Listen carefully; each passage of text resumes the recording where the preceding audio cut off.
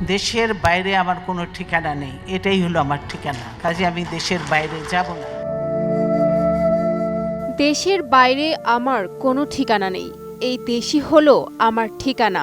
এই দেশ, এই দেশের মাটি ও মানুষই আমার সবকিছু।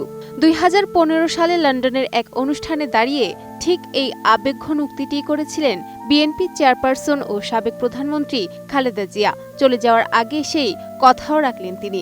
মঙ্গলবার সেই চিরচেনা স্বদেশের মাটিতেই শেষ নিঃশ্বাস ত্যাগ করলেন 3 বারের সাবেক এই প্রধানমন্ত্রী।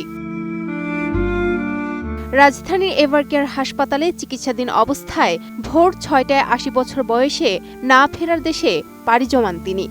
দীর্ঘদিন ধরে লিভার সিরোসিস, কিডনির জটিলতা ও হৃদরোগ সহ নানা বার্ধক্যজনিত রোগে ভোগার পর তার এই প্রয়াণে বাংলাদেশের রাজনীতির এক দীর্ঘ ও আপসহীন অধ্যায়ের সমাপ্তি ঘটল।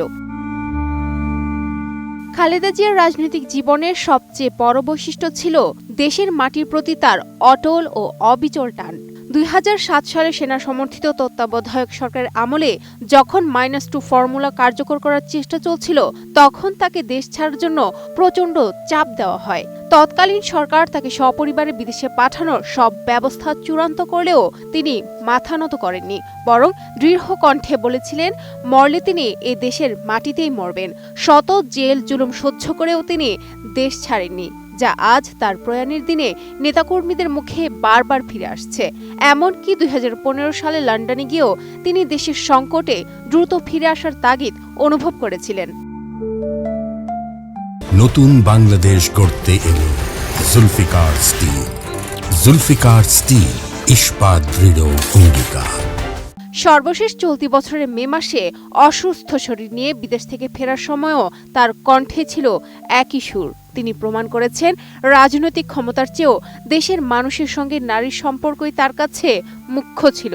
1981 সালে স্বামী জিয়াউর রহমানের মৃত্যুর পর খালেদা জিয়ার রাজনীতিতে আসা ছিল কণ্টকাকীর্ণ। 1982 সালে এরশাদ বিরোধী আন্দোলন থেকে শুরু করে 1991 সালে দেশের প্রথম নারী প্রধানমন্ত্রী হওয়া, সবখানেই তার মূল শক্তি ছিল জনগণের আস্থা। 1986 সালে নির্বাচনে অংশ না নিয়ে তিনি তকমা পান আপোষহীন নেত্রী হিসেবে।